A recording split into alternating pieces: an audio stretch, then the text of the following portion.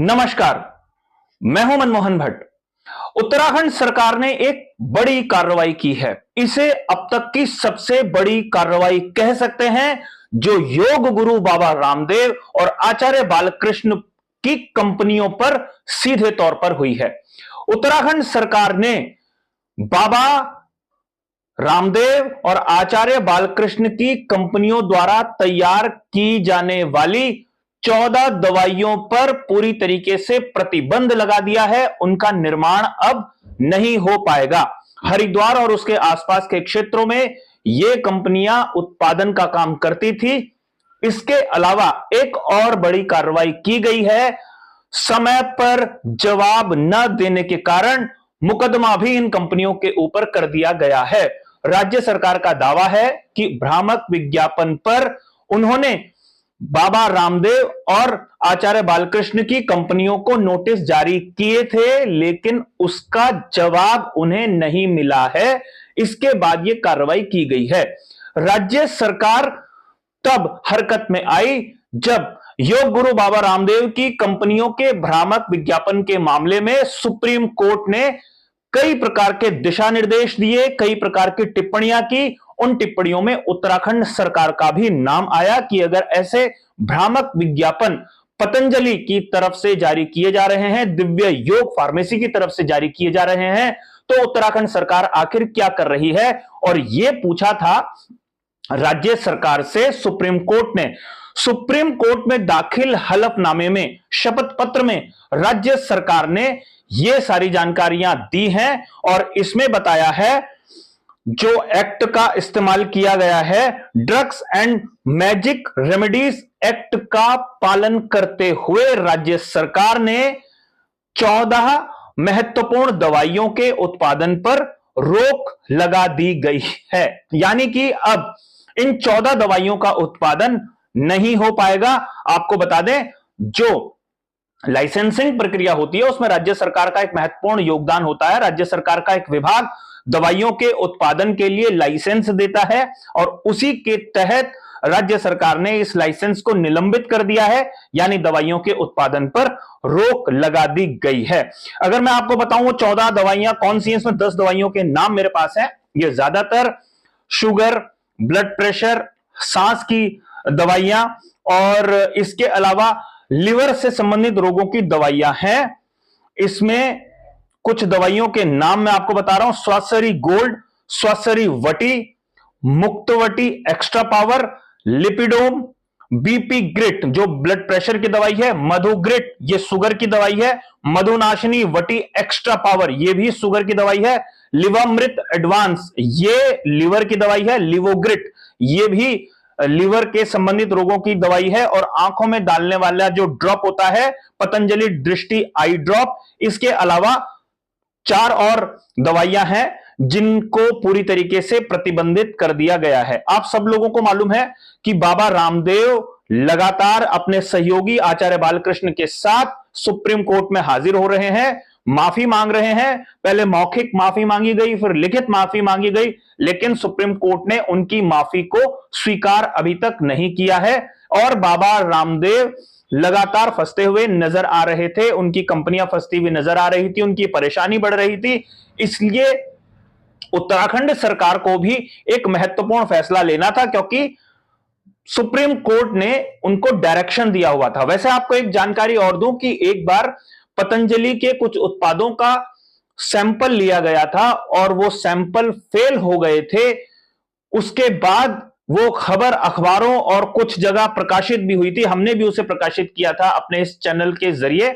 लेकिन बाबा रामदेव और आचार्य बालकृष्ण की ताकत के आगे 48 घंटे में ही राज्य सरकार को शीर्षासन करा दिया था बाबा ने, और राज्य सरकार को अपना जो आदेश था उस को लेकर वो वापस करना पड़ा था। उस समय भी कुछ उत्पादों पर प्रतिबंध राज्य सरकार लगाने में कामयाब हो गई थी, लेकिन इस बार चूंकि मामला सुप्रीम कोर्ट तक पहुंचा हुआ है और सुप्रीम कोर्ट में लगातार हाजिर हो रहे हैं बाबा रामदेव अपने सहयोगी के साथ, और ऐसे में सुप्रीम कोर्ट में एक हलफनामा राज्य सरकार को दाखिल करना था कि उन्होंने अभी तक क्यों कार्रवाई नहीं की है।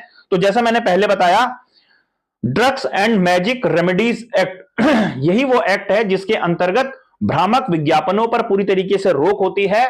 कोई गलत दावा करता है तो उसका परीक्षण राज्य सरकार करती है, उसका ड्रग्स जो लाइसेंसिंग अथॉरिटी वाला विभाग है वो करता है और उसके आधार पर ही वो कोई कार्य करता है।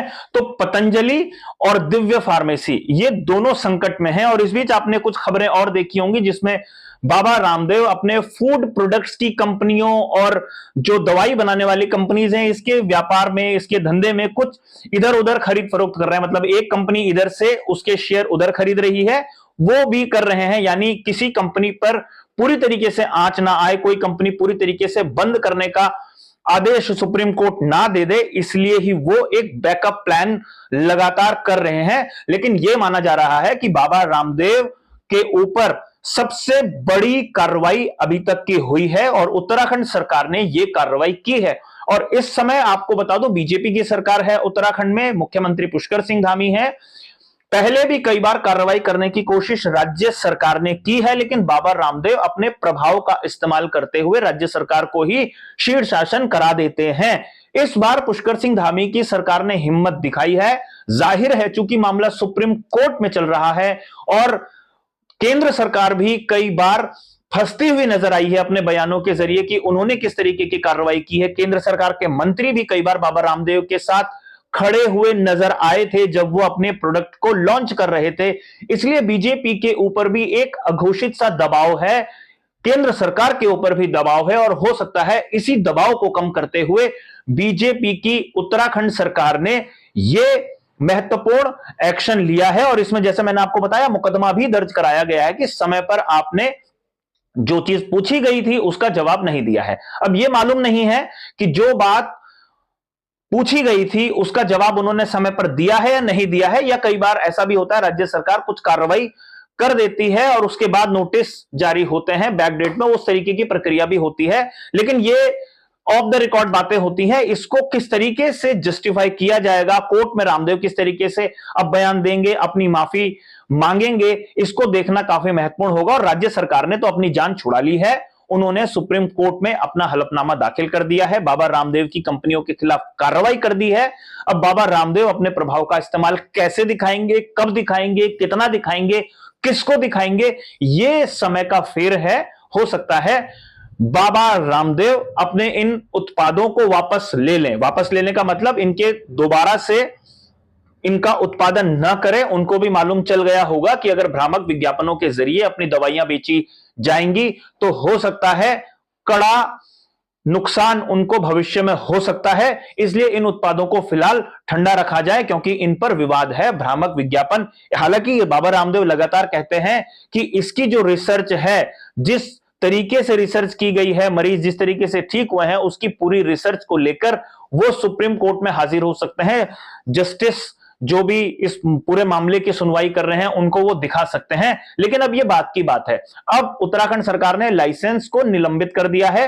देखना यह होगा कि उत्तराखंड सरकार कब इन लाइसेंस को दोबारा से रिवोक करती है अपने फैसले को, और इन लाइसेंस को दोबारा से लाती है और इस रोक को हटाती है, और बाबा रामदेव कब इन दवाइयों का उत्पादन शुरू कर पाते हैं। लेकिन ऐसा लगता नहीं है कि बाबा रामदेव जल्दी ही इस पचड़े से मुक्ति पा लेंगे, क्योंकि सुप्रीम कोर्ट ने जिस तरीके का कड़ा रुख अपनाया हुआ है वो बाबा रामदेव की परेशानी बढ़ा रहा है। और जैसा मैंने पहले कहा, उत्तराखंड सरकार ने तो कार्रवाई कर दी है, केंद्र सरकार किस तरीके की कार्रवाई करेगी ये देखना काफी महत्वपूर्ण है, और सुप्रीम कोर्ट किस तरीके से निर्देश देगा ये देखना भी काफी महत्वपूर्ण होगा। अभी के लिए साथियों इतना ही, अगली रिपोर्ट में आपसे फिर मुलाकात होगी, तब तक इजाजत दीजिए, नमस्कार।